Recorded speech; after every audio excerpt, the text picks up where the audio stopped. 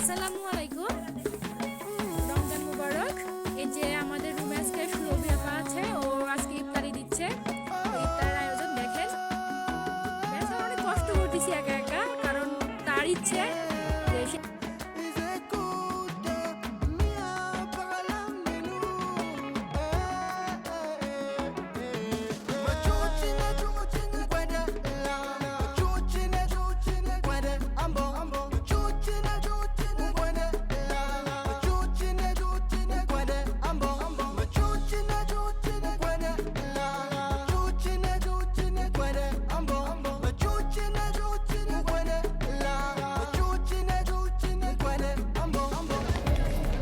আসসালামু আলাইকুম, hello guys, good morning. এখন অফিস টাইম, সকালে ডিউটি, অফিসে যাচ্ছি। এটা আমাদের ফ্যাক্টরি।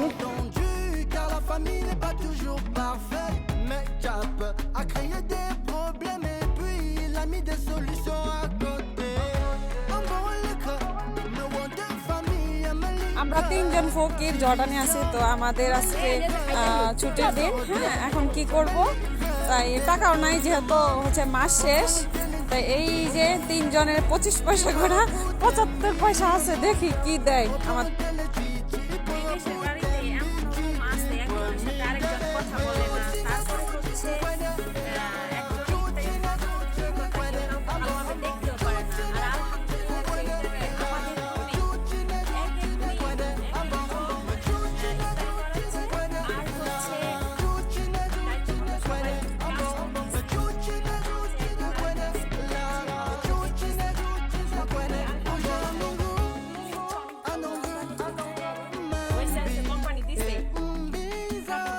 আমাদের রুমে এক একদিন এক একজন ইফতারি খাওয়ায়, তো আজকে হচ্ছে আমার পালা।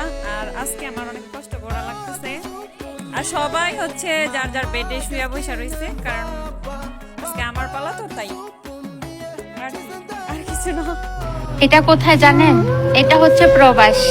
এখানে মনে ব্যথা আর বুকে কষ্ট নিয়ে, চোখের পানি নিয়ে সবার মাঝে হাসি খুশি থাকতে হয়। এটাকেই বলে প্রবাস।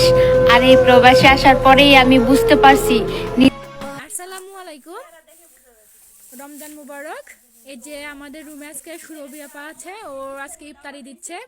তো ইফতারের আয়োজন দেখেন। বেশ অনেক কষ্ট করতেছি একা একা, কারণ তার ইচ্ছে যে আমাদের রুমে এক একদিন এক একজন ইফতারি খাওয়ায়, তো আজকে হচ্ছে আমার পালা। আর আজকে আমার অনেক কষ্ট করা লাগতেছে।